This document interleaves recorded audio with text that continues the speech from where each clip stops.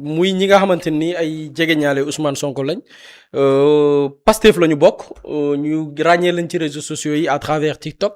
mais aussi à travers plateforme Feeñal Digital ñu fay def des émissions muy Lamine Daaru muy Oustaz Thiep ak ki ñu naan Ndiaye Touba ñoom nag li tax ñu arrêté leen c'est à travers une vidéo boo xamante ni parce que bi leen di jàpp ñu ci bari comprendre pour quelle raison moo tax ñu arrêté leen mais nee nañ dañ leen arrêté à travers benn vidéo boo xamante ni defoon nañ ko à l'occasion màggal bi nga xamante moom la ñuy woowee màggalu Mbàkke Baari ñu demoon siyaare benn bërëb boo xamante ni nii bu ñu setaanee vidéo bi nga xam ne moo tax ñu teg leen loxo ci biir vidéo bi dañ ne barab ba lu fa waaye ñaan ñu nangu bañ ne ñi ngi ñaanal ki nga xam ne nii mooy workat bi ci bu ñu sukkandikoo ci kàddu yi nga xam ne yëkkati nañ ko bi ñu jugee ci loolu ñu wax diw ñaanal na ko mu AVC diw ñaanal nañ ko mu nangam ku ci nekk wax maintenant vidéo bi liñ ci mën a jàpp wala boog man li ma ciy jàpp mooy kan la ñu visé parce que ñi ko traité ñoom ñoo ne président Diomaye la visé et ku ci nekk aussi sa gis-gisu bopp mën nga ko ci am mais li ñu war a jàpp te lu muy lu factuel mooy ci biir vidéo bi tudduñu tur ne par exemple diw yaay warkat bi diw yàlla nga dee diw yàlla nga AVC c'est-à-dire que li ñuy war a njëkk a jàpp ci vidéo mooy ñoom tudduñu tur mais sur la base de cette vidéo lañ tegee loxo maintenant lu tax muy interroger mooy d'abord beneen fait bi muy convoqué wuñu leen dañu leen cueillir fekk leen au niveau des locaux de Feeñal Digital teg leen loxo et information bi ci mujjee mooy defeere na leen di leen toppee offense au chef de l'État et je pense que loolu avec leurs avocats ñoom dinañ ko layal par rapport ak est-ce que chef de l'État lañ doon waxal ñoom buñ leen auditionné daan ci indi ay leeral maintenant man li ma ci jàpp muy sama gis-gisu bopp mooy d'abord la convocation c'est-à-dire que gis nga bu ñuy àtte dëgg xam nga parfois nit ñi dañuy taxaw di wax nga gis am kenn ku naan di jaay ni moo dëggu mais dëggu xam nga fan lay fay ci bu ñu àndee ci li ñu bokk ñun ñëpp parce que Sénégal wala boog àdduna li tax ñu créer ay loi ki règle muy ñu bañu dund ci li nga xam ne mooy jungle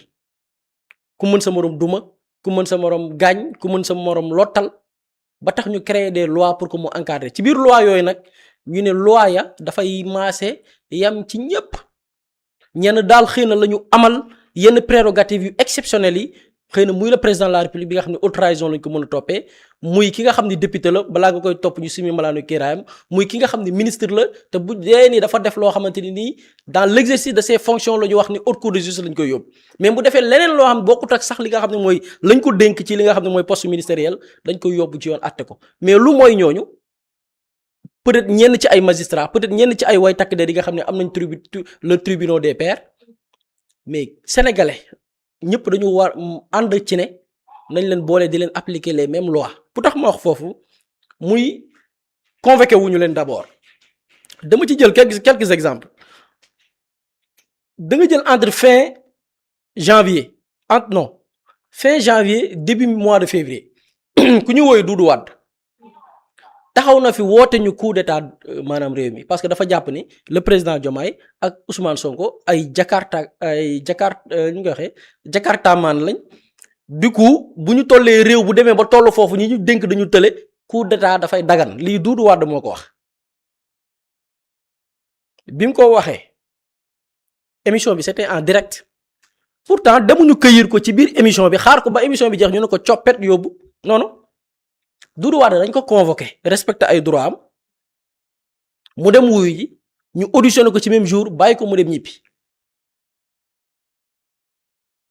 juin ñu ngi ci juillet weer wii ñu génn ku ñu naan Abdou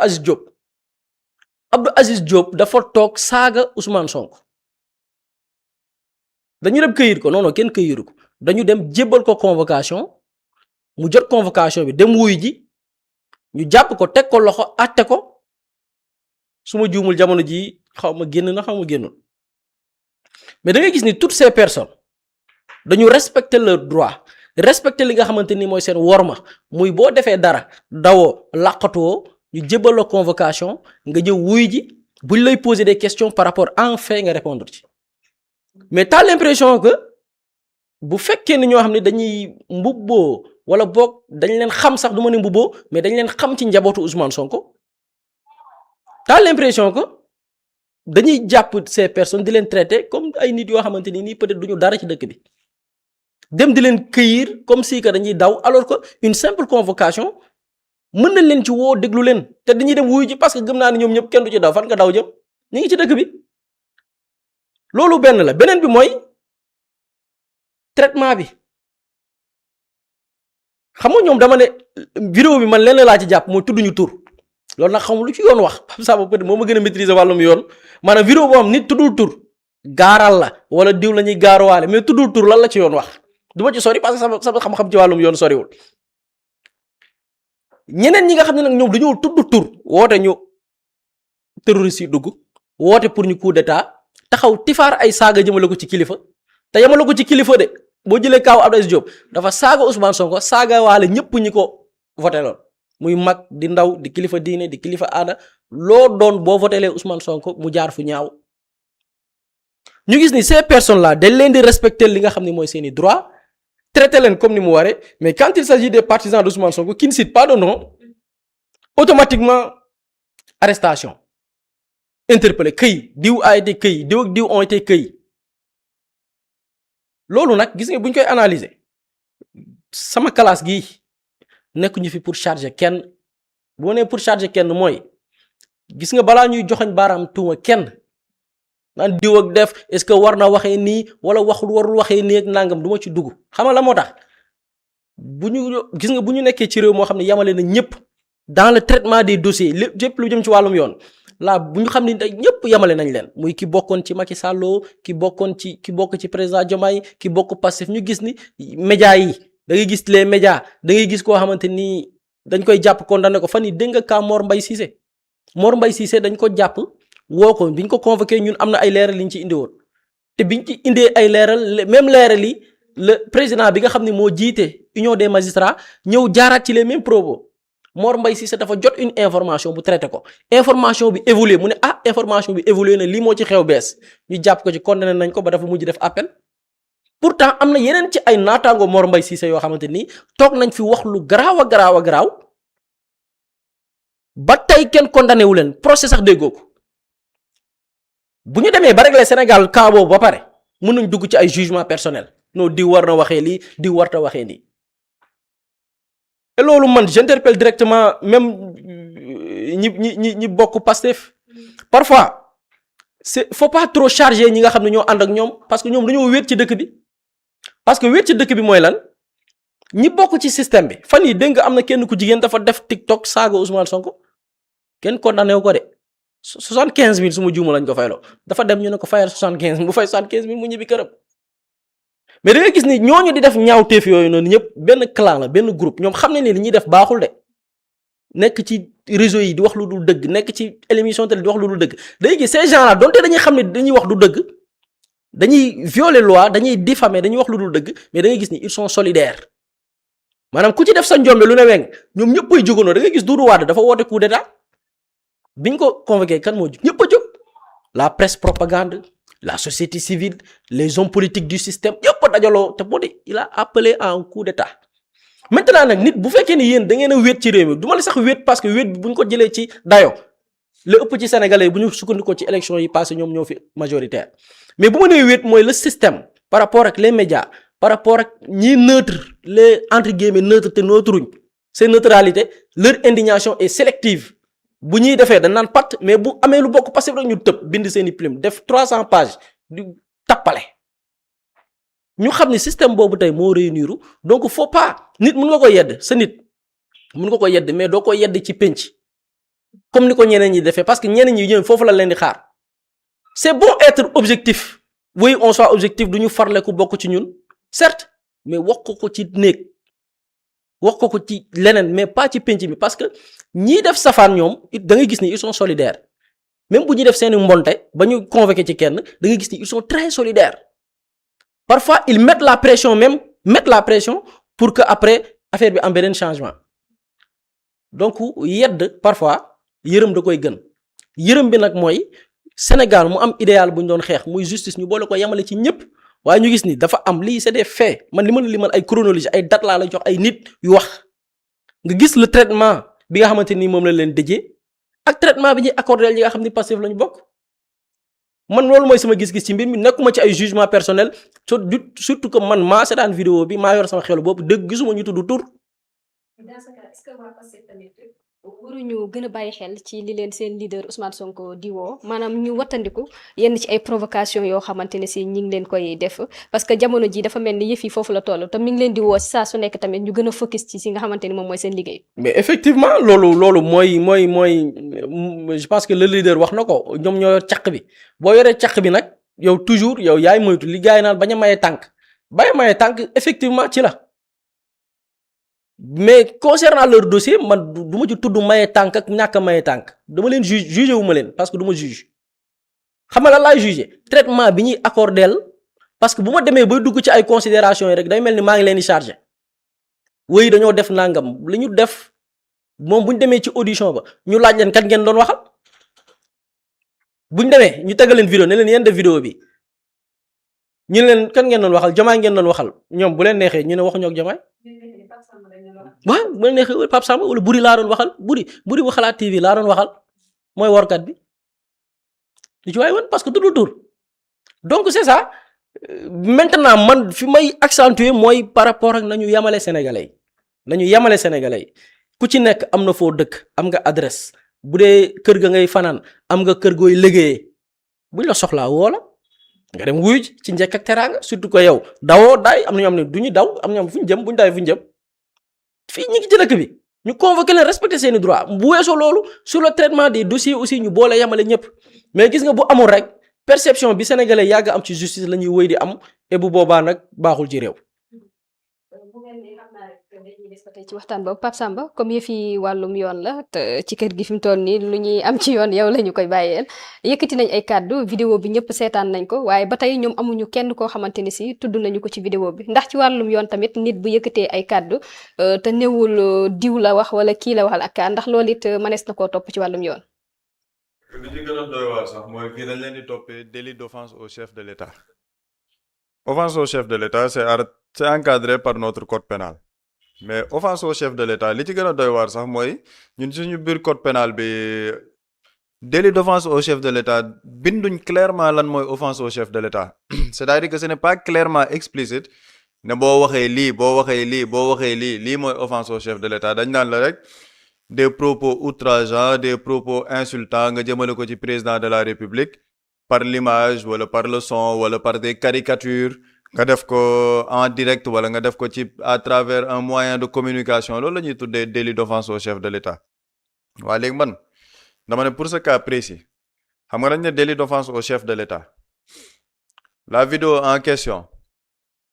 dégguma fa turu président de la République maanaam dégguma ci vidéo Bassirou Diomaye Faye dégguma président de la République donc bu fekkoon ne dañuy yem sur le cadre strictement juridique foofu tur génnu fa offense au chef de l'État mënoo ci topp nit boo xamante ne tuddul président de la République parce que tey jii ku toog ne man paralysé laa ñaanoon sax damaa dee ñaanoon dee mais léegi finalement paralysé laa ñaan kan nga ko ñaanal xanaa workat bi mais workat bi mën na nekk man workat bi mën na nekk ki seetaan télé vidéo bi workat bi mën na nekk ki nga xam c'est-à-dire que workat bi kan la foofu nag la problème bi nekkee parce que tey jii bu ñu leen convoqué pour délit d'offense au chef de l'État maanaam ñi leen convoqué ñoom workat bi dañ ko dendale le président de la République c'est-à-dire que ñoom ñoo caractériser kan mooy workat et pourtant dans la vidéo il n'y a pas de caractère clair ni kan mooy workat bi xam nga Sénégal man keroog rek démb maa ngi gis benn vidéo sama benn copain mu dugal benn raqam buy kaas naan noo dëkk bi koo wóolu mu wor la quoi kon kooku xëy na procureur tam gars yi mën nañ ko wóolu parce que dafa ne dëkk bi koo wóolu mu wor la bu dee ñi dañ leen a jàppee loolu kon kooku tamit xëy na mën nañ ko woo ndax lan dafa ne dëkk bi koo wóolu ñu wor la c'est-à-dire que loolu en fait c'est un argument léger ba pare leneen li ci nekk man je veux bien ñu ne ñoom dañoo tooñ amul problème mais il y a des règles yoo xamante ne ce sont des règles basiques c'est-à-dire que la personne elle est dans ce pays dawul xam nga fu muy liggéey chaque jour mu ngi def plateau mais tu peux convoquer cette personne nga ne ko dama lay convoquer pour x motif bu ñëwee mu layal boppam mais il y a cette manie de vouloir humilier les gens di leen fekk fi ñuy liggéeyee jël leen arrestation manu militaire yi mais Buri li muy wax mais nañ ko def pour ñëpp le cas de Abdou Aziz Diop bi Buri di wax dafa wax li muy wax saaga Ousmane Sonko saaga ñi ànd ak Ousmane Sonko mu wax ko plateau yàlla xam na ne il a fallu que les Sénégalais indigné wu ci plateau yi ci réseaux sociaux yi pendant 48 heures 72 heures pour que ñu ne dañ koy convoqué waxuma la pour que ne dañ koy jàpp de pour que ñu ne dañ koy convoqué kooku on a pris le temps ne dañ koy dem convoqué ji am na yeneen cas yoo xamante ne ñu ngi fi buri mu ngi wax la femme là dañ ko convoqué mu dem ba mu demee toog ne waaw mu ngi jéggalu c'est parce que lii xam nga live bi 75 000 amende lañ ko def ne ko génnal te pourtant dafa saaga Ousmane Sonko saaga ñiy ànd ak Ousmane Sonko ci live ba ñu tee ko fi prison Azoura Fall dafa taxaw moom it tuddul tur c'est vrai que Azoura Fall ba léegi tuddul tur moom dafa ne workat ne Sëlay Mëlay gars yi ne Sëlay Mëlay ñi ko jàpp ne Sëlay Mëlay c'est le président de la République mais Azoura waxul président de la République Sëlay Mëlay la wax c'est-à-dire que il faut qu'on revienne vers les fondamentaux de ce pays gis nga même nit bu dee da nga ko bëgg toppee dara da nga koy convoquer parce que si on a eu la décence de convoquer Abdou Aziz Diop on peut avoir la décence de les convoquer parce que loolu moom mooy yoon c'est-à-dire que il faut qu'on apprenne à respecter les Sénégalais ñu respecter ak yelleefu nit ñi 2 cas laa ci joxe wala 3 Guy Marius Sagna démb maa ngi koy junj fii convocation ma xam nga demul et pourtant Guy Marius Sagna c'est un député normalement boo ne da nga koy convoquer wala di ko bëgg a topp sax da nga war a dindi son immunité parlementaire mais defuñ ko dañ ne dañ koy convoquer ba léegi nii da ngaa dégg ci cas Guy Marius Sagna dara rien du tout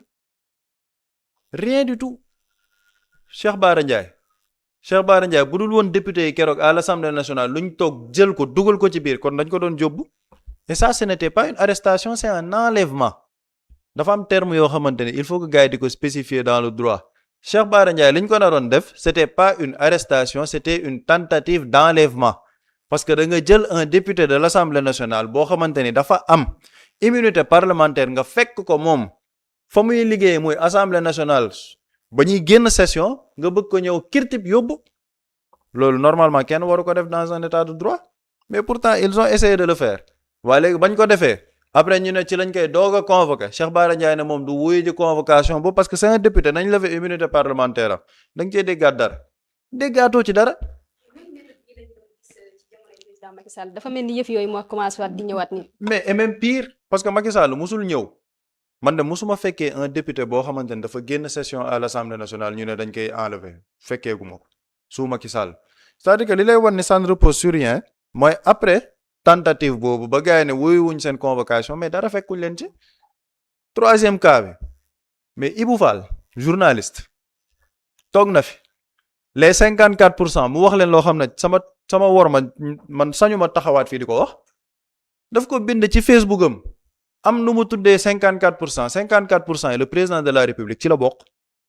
parce que moom la ñu falee 54% yi mu am une indignation collective de la majorité des Sénégalais Ibou Fall boobu mu ngi wax ci plateau yi ba léegi dara fekk ko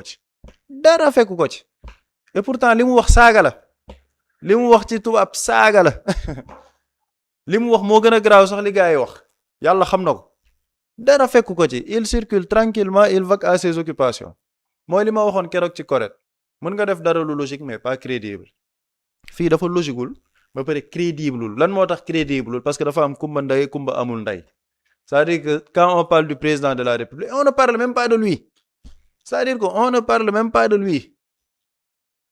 Mais on ne convoque même pas les gens. On vient fekk leen fi ñuy liggéeyee ne leen kirtib yóbbu man li ma ci gis mooy y a une tentative de vouloir humilier les gens bëgg leen xoqatal wala bëgg xupp et c'est limite une provocation mais yii nii yëpp yàlla xam na ni c'est contre-productif gis nga sénégalais ñoo nekkatul c'est-à-dire que dans certaines considérations les Sénégalais lenn la ñu tal vaquer tranquillement à leurs occupations di xool actualité bi nu muy demee am ci seen gis-gis ba jour faj li leen métti jotee ñu faj ko à travers les urnes de manière démocratique Sénégalais yi ñoom loolu lañ tal jamono ji il n'y a aucune provocation bu mën a dal ci kaw Sénégalais man loolu moo tax damay rejoindre Buri man damay gis gars yu Pastef yu ci bëri ñoom ñooy man ba ma gisee arrestation ñoom Lamine Daaroog yooyu dama gis gars yi ci biir waxoon nañ leen ko da ngeen maye tànk nangam sangam patati patata ok bon Ousmane Sonko nee na ay militants bu leen tombé ci provocation bu leen def lii bu leen def la mais c'est pas pour autant que les gens vont vivre ici dans ce pays-là de manière recluse c'est-à-dire que duñu am fitu wax li ñu xalaat dans le respect quand même mais mel ni dañuy toog yow c'est-à-dire que d'accord moytu leen provocation mais da ngay moytu ba yow da ngay toog dootoo amati looy wax da nga koy encadrer xool nu muy def ndax mun na froisser diw mais ça c'est quel pays on est dans une démocratie il y a une liberté d'expression c'est-à-dire que ñoom nañuy moytu di jéebaane ñi ànd ak ñoom et surtout pour le cas de Azoura Fall da ngay gis gars yu bëri dal ci kaw Azoura Fall mais Azoura Fall li mu dund ñu ci bëri buñ ko dundoon kon xëy na tey jii il serait traumatisé dañ ko torturer ba muy dugg en prison il était en bonne santé ba muy génn prison dafa feebar yore békiwam on lui a pas rendu justice et ceux qui lui ont fait ça ñu ngi nekk ci pays bi di circuler di ko narguer